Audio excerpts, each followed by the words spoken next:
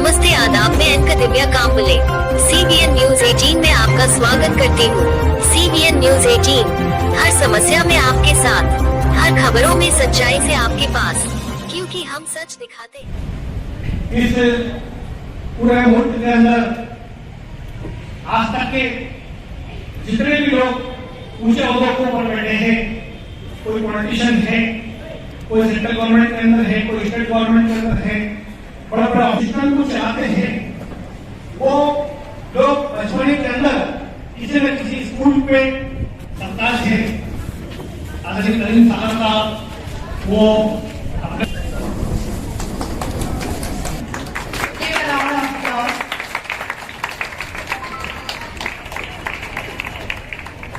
इस देश के जितने भी काबिल इंसान हैं, वो चाहे इस देश का प्रधानमंत्री हो, इस राज्य का मुख्यमंत्री हो, इस देश का राष्ट्रपति हो, हर एक इंसान जितना भी इस देश के अंदर आज चांद के ऊपर अगर जाकर अगर कोई तरक्की करता है या जमीन के नीचे अगर जाकर समुद्र के अंदर जाकर जो तरक्की करता है, हर इंसान, हर काबिल इंसान, हर एजुकेटेड इंसान जो है किसी न किसी टीचर के हाथ के नीचे तैयार हुआ है।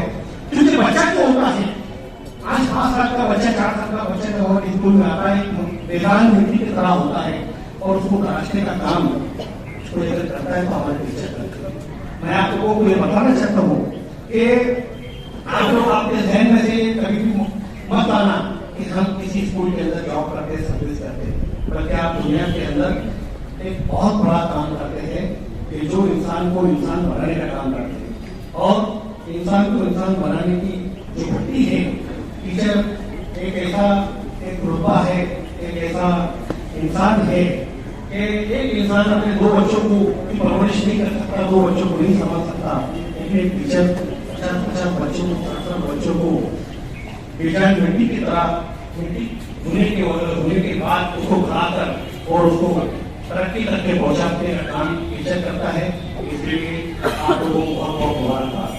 और उसके साथ ही साथ कभी भी आपको टीचिंग करते हुए जो तकलीफें होती है उसको बोझ ना समझते हुए, एक अपना कर्तव्य समझकर, एक अपना फर्ज समझकर हम लोगों को सिर्फ एक अल्लाह ने इस काम के लिए चुना है कि हम लोग जो है तो बच्चों को एक अच्छा एजुकेशन दे, एक बच्चों को एक अच्छा काबिल इंसान बनाए, और इसी के लिए हमको अल्लाह ने चुना है। और वही एक अपनी जिम्मेदारी समझकर आप लोगों को काम करना है। बहुत अच्छा आप लोग काम करते हैं। इस स्कूल में भी, दूसरी स्कूलों में भी मुझे हर तकलीफ को सहन कर और स्कूल के अंदर अपनी जिम्मेदारी निभाते हैं, अपने बच्चों को अच्छा डेवलप करने की कोशिश करते हैं। मैं आप लोगों का जवाब नहीं दूंगा, लेकिन आपको नहीं बताना चाहता हूँ क्या आपको अल्लाह ने अच्छे काम के लिए चुना है। आप इसी तरीके से अपनी जिम्मेदारी समझकर, अपना फर्ज समझकर ऐसी काम करते रहिए। तकलीफें तो आएगी, इसलिए अच्छे काम करने के लिए तकलीफें आती है। दुनिया के अंदर पैगंबरों को, देवी देवताओं को लोगों ने छोड़ा, उनको भी लोगों ने अच्छे काम करते वक्त बुरा बुरा है, तकलीफ देने का काम करा है। तो हम तो इस समाज का एक हिस्सा है, एक छोटा सा हम लोग काम करने की कोशिश कर रहे हैं, लेकिन तकलीफ आती रहेगी। तो उस तकलीफ ना समझते हुए सिर्फ और हमारे हाथों के नीचे कोई बच्चा अच्छा बढ़कर अच्छी तरक्की कर ले, यही सोच रखकर आप लोग काम करें। और आप लोगों को बहुत बहुत आज के टीचर दिन के इस शुभ अवसर पर मैं मुबारकबाद देता हूँ। धन्यवाद।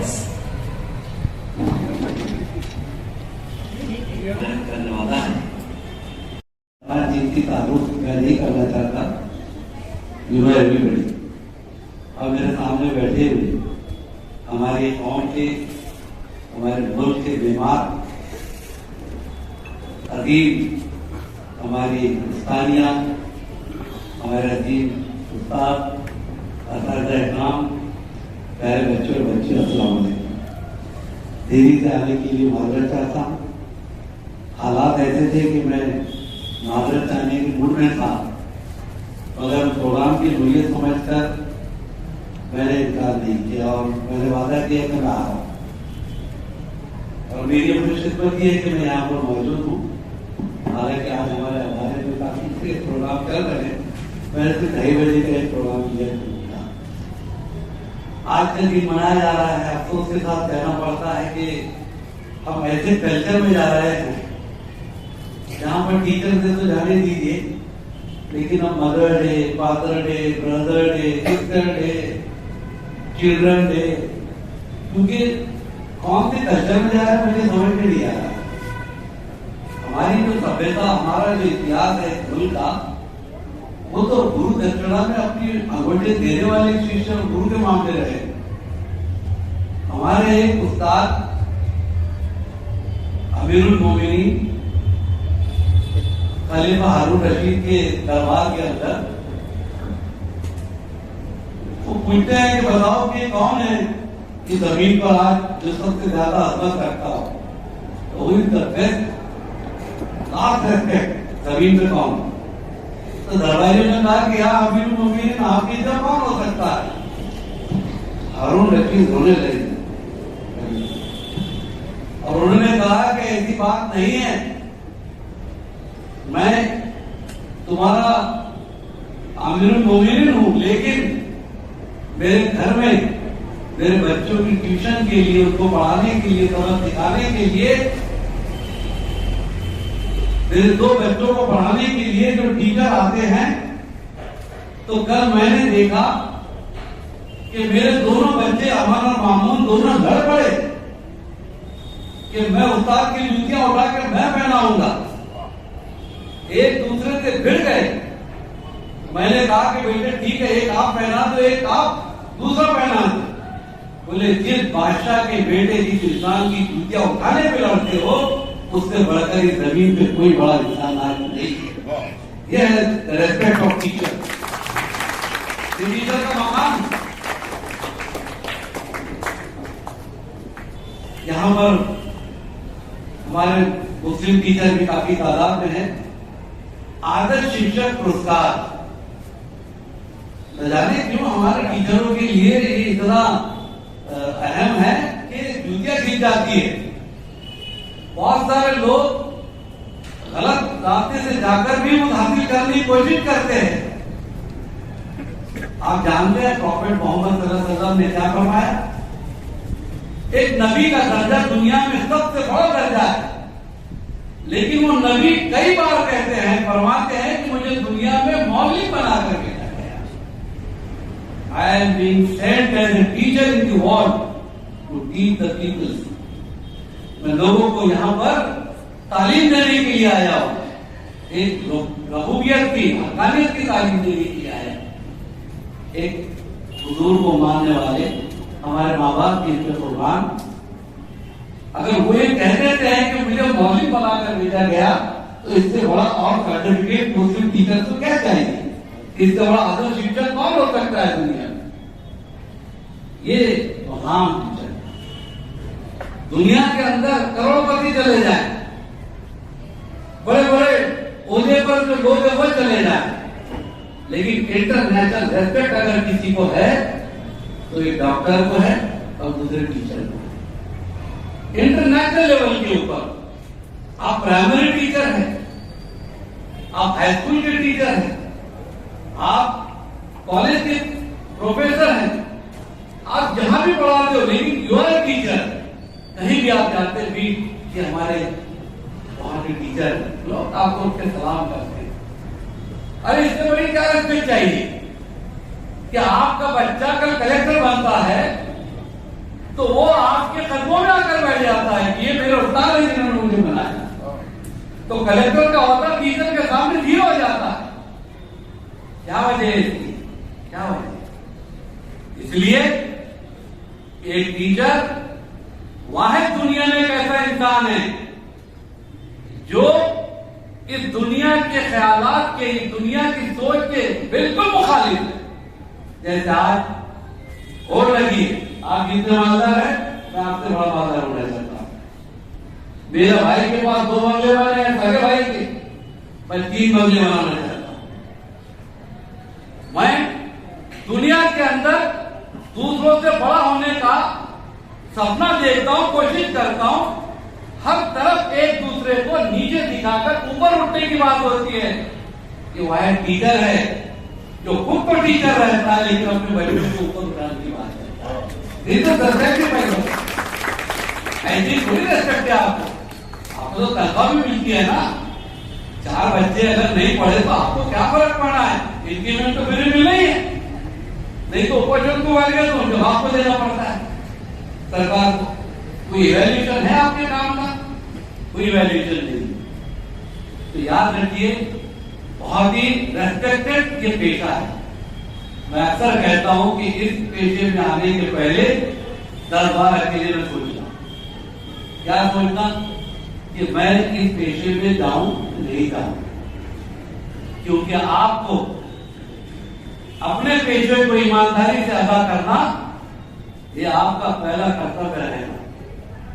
अगर आपने अपने पेशे को ईमानदारी से किया तो मैं मुफ्ती आलिम नहीं हूं, लेकिन मैं कह सकता हूं कि जो ईमानदार उस्ताद है, टीचर है, जिन्होंने इंसानों को बनाने का काम किया, एक संत तराश की तरह ये भद्दे पत्थरों को एक मूर्ति का रूप दिया जिसकी पूजा तक लोग करते हैं, एक खूबसूरत चेहरा दिया, वो टीचर ईमानदारी से काम करे तो उसको जन्नत और स्वर्ग की बशारत अगर मिलती है तो ये मेरा ईमान हो सकता है।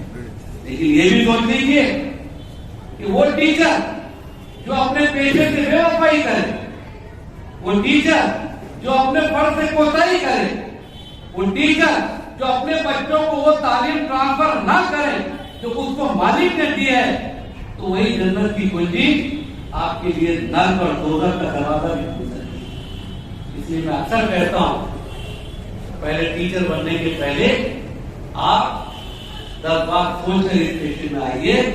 और मैं इसलिए कहता हूं कि हमारे यहाँ पर डीएड और बीएड में तकरीबन 2 से 2.5 हजार बच्चे आज टीचर बनकर बाहर निकले। आज भी उन्हीं का प्रोग्राम है। और मैं हमेशा उनसे कहता हूं, आज भी किसी के दिल में होगा कि मुझे छठा आयोग मिलेगा, 17 आयोग मिलेगा, मुझे इतने सारे पैसे मिलेंगे और मैं शादी करूंगा, गाड़ी लूंगा, घर बनाऊंगा, इन ख्वाबों के साथ टीचर बनना चाहते हो, आज अपने बेटे वापस तो घर चले जाओ। ये टीचर की सोच नहीं होनी चाहिए। ये टीचर का अजीज मकाम। सिकंदर बादशाह को आप सब जानते हैं, अलेक्जेंडर द ग्रेट पूरी दुनिया फतेह करने निकला। रास्ते में जब फौज के साथ पहुंचा, अपने उस्ताद भी थे, अफलातून उनके उस्ताद थे, अरस्तु उनके उस्ताद थे, एरिस्टोटल बराबर। रास्ते में पड़ाव आया, एक नदी सामने बह रही थी, सब टैंक लगे थे। आमतौर से फौज को दरिया पार या नदी पार करने के लिए पहले कुछ जाकर चेक करते हैं कि इसमें से हम जा सकते हैं कि नहीं जा सकते। ये तय पाया कि कौन जाए, तो सिकंदर ने कहा कि मैं जाऊंगा। उस्ताद ने रोका, सिकंदर मत जाओ, रुको। नहीं उस्ताद, मैं जाऊंगा। और खुद जाकर चेक किया कि दरिया पार हो सकता है, नदी पार हो सकती है। वापस आया तो माफी मांगा कि उस्ताद ने माफी, मुझे माफ कीजिए, मैंने आपकी ऊपरधुली की, आई एम वेरी सॉरी। उस्ताद ने कहा कि मैं तुझे इसलिए रोक रहा था कि तूने दुनिया को फतेह करने का ख्वाब देखा है, और इतना अजीम बहादुर शहंशाह अगर नदी के इस बाढ़ के अंदर बहकर चला जाता तो दुनिया एक बड़े बादशाह से महरूम हो जाती। उसने अपने उस्ताद को कहा, उस्ताद मोहतरम, मेरे इस बह जाने से कोई नुकसान नहीं होता। मैं अगर बहता तो एक सिकंदर बहता, लेकिन आप अगर जाकर उसको क्रॉस करके नहीं आते तो दुनिया में सिकंदर पैदा करने वाला आज उस्ताद मर जाए। रेस्पेक्ट है आपकी, ये ख्याली बातें नहीं है, ये आसमानी बातें नहीं है। कैसे कितनी बातें मैं आपको जब तो बतलाऊं। You are like a soldier, आप एक सिपाही की तरह प्रोग्राम में जाते हैं। मेरी बहुत सारी बच्चियां बहनें जरा समझ के आइए बराबर ठीक ठाक तरीके से, जैसा घर में रहते ऐसे नहीं आप बन गए, because you are attending a function, एक प्रेजेंटेशन फॉर्म। एक टीचर को रोज सुबह एक फौजी की तरह बन के निकलना पड़ता है। क्यों? वो जंग पर जा रहा है, उसका जहाज है। बच्चों को तालीम देना ये उसकी रोजाना की जंग है। 24 घंटे उसकी जिंदगी का मकसद है अगर कोई टीचर घंटे पर आकर आए और घंटा बजने पर जाए, वो सही मानों में टीचर नहीं है। टीचर वो है जो 24 घंटे का टीचर रहता है। 24 घंटे के टीचर का मकसद ये नहीं है कि आपको ब्लैक बोर्ड पे लिखकर बच्चों को पढ़ाना है, बल्कि आपको अपनी जिंदगी के अंदर तमाम चीजों के साथ अपने बच्चों की जिंदगी को भी सामने रखना है। कितने टीचर ऐसे हैं जो पीरियड छूटने के बाद किसी बच्चे के चेहरे पर मायूसी देखते हैं तो बेटे इधर आओ, जरा रुको, मुझसे मिलकर जाना। बच्चे से पूछते क्या बात है, परेशान लग रहे। अगर बच्चा ये कहे कि सर मेरी मम्मी की तबीयत ठीक नहीं है और दवाई के लिए पैसे नहीं है, वो टीचर अपने पास से पैसे देगा उसको। दूसरे दिन वो बच्चा जब आएगा, आप लेक्चर लेंगे, पूरी क्लास में सबसे ज्यादा बात आपकी समझने वाला वो बच्चा रहेगा जिसकी आपने पर्सनल मदद की है। यह है टीचर। आज हमारा क्या मामला है? हमारा मामला तो ये है कि टाटा बिरला की बिल्डिंगों के पास से जा रहे थे दो टीचर, तो एक ने कहा कि यार बोले मैं ऐसा मालदार हो जाऊं तो मैं टाटा बिरला से भी बढ़कर जो है तो मालदार बन जाऊंगा। तो बोले कैसे? कारोबार करोगे, ये करोगे, वो करोगे, पैसा कमाओगे। तो बोले भैया अपनी पगार के अलावा 2 पैसे की ट्यूशन भी मिलेगी ना, उससे मिलकर समाज हो जाएगा। हिसाब किताब करने वाला टीचर सही मानों में टीचर नहीं है यार। तो ऐसा ना हो एक क्लास के अंदर मुन्ना भैया आप गए, मैं गया, टीचर पढ़ा रहा है 8 जमा 8 10। क्या बात है सर? बोले जितनी पगार मिलती उतनी परसेंट भी होगा। ऐसा ना। और ये टीचर को तनख्वाह उसका बदल नहीं है, मैं आपसे बार बार कह रहा हूं। हालांकि माहौल ऐसा बिगड़ा है कि हम जिस किश्ती में सवार है उस पर ज्यादा बोलना अच्छी बात नहीं है, समझने की बात है। हम मैनेजमेंट वाले, हमसे हिसाब पूछा जाएगा कि बच्चों की जिंदगी के लिए आपने जो मिशन हाथ पे लिया था वो क्या किया? अच्छा एटमॉस्फेयर प्रोवाइड किया। हमारा जो हिसाब होगा, आपको अच्छी लेबोरेटरीज दी, आपको अच्छा हाइजीनिक यहाँ पर माहौल पैदा किया, यहाँ आपने मेरिट के ऊपर अपने टीचरों का इंतखाब किया या हुंडाबड़ी लिए, ये सारी चीजें उससे हमसे पूछी जाएगी और ये हमारी जिम्मेदारी है।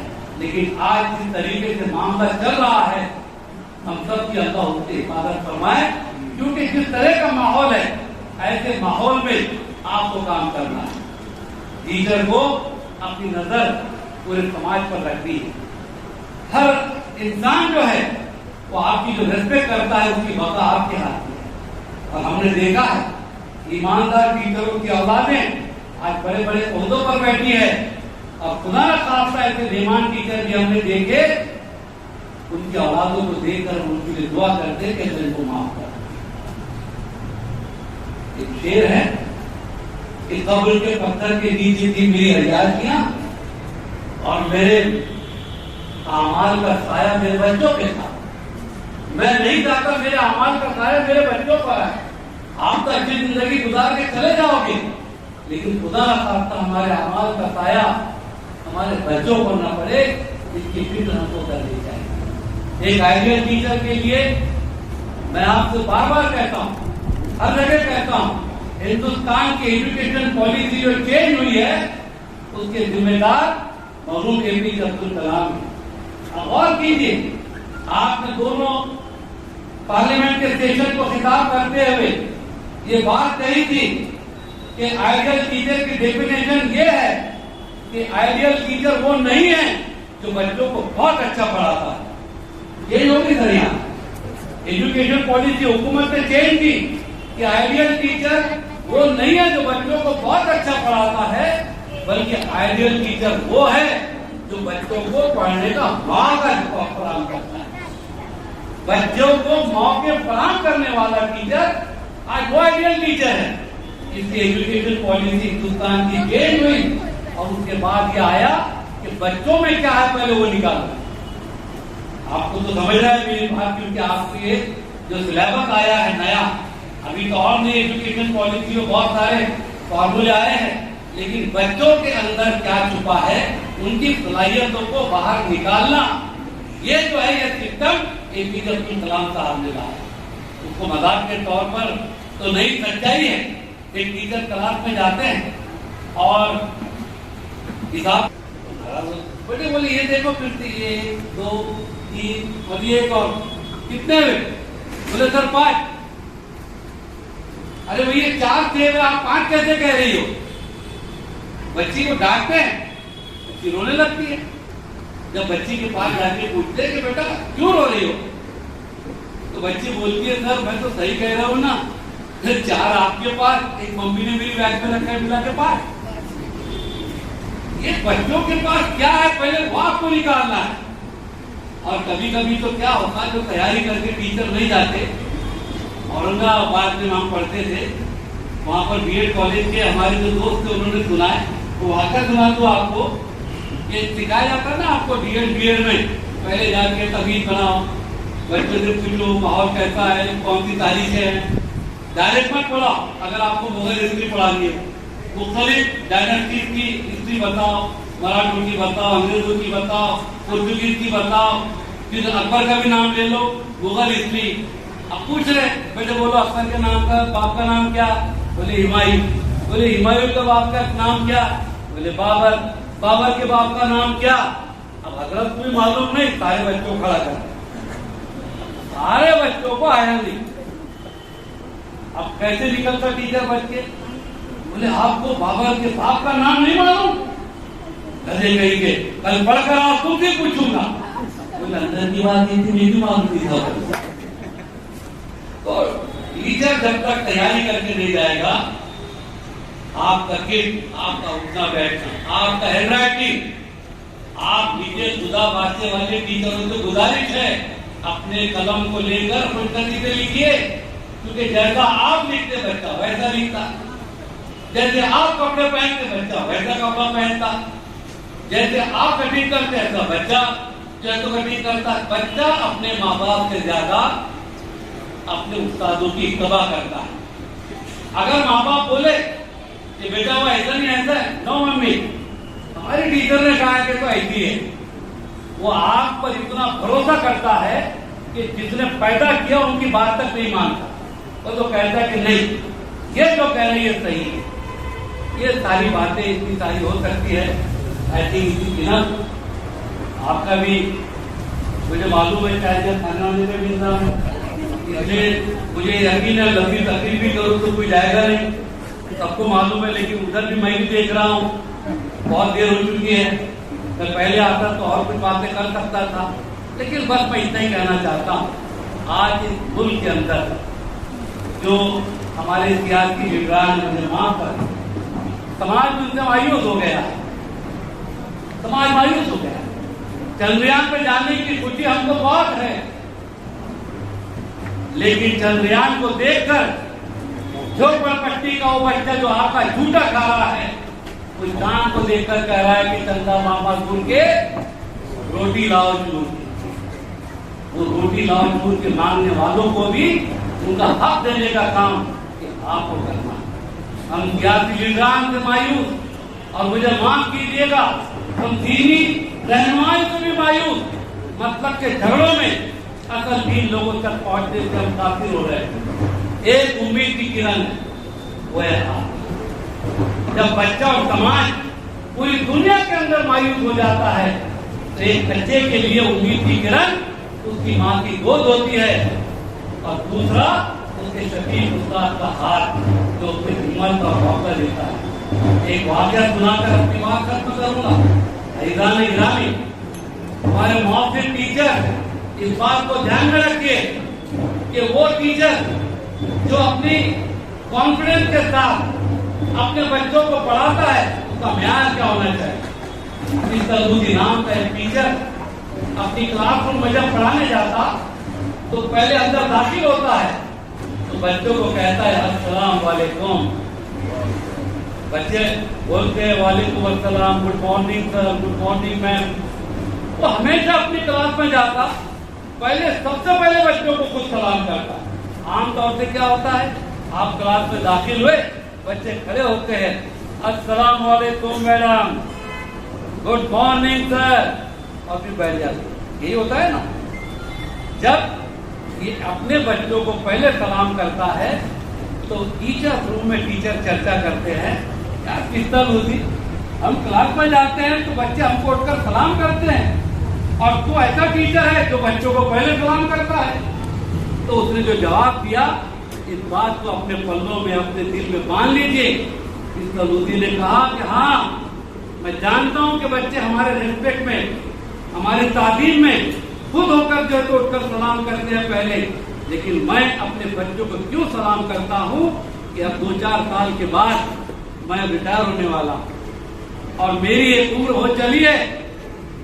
अब मैं जिस ईमानदारी से मेरे बच्चों को तालीम दे रहा हूं, मैं इनके चेहरों के अंदर कल का वजीर आजम, सदर जमहूरिया, डॉक्टर, इंजीनियर, प्रोफेसर के रूप में देख रहा हूं।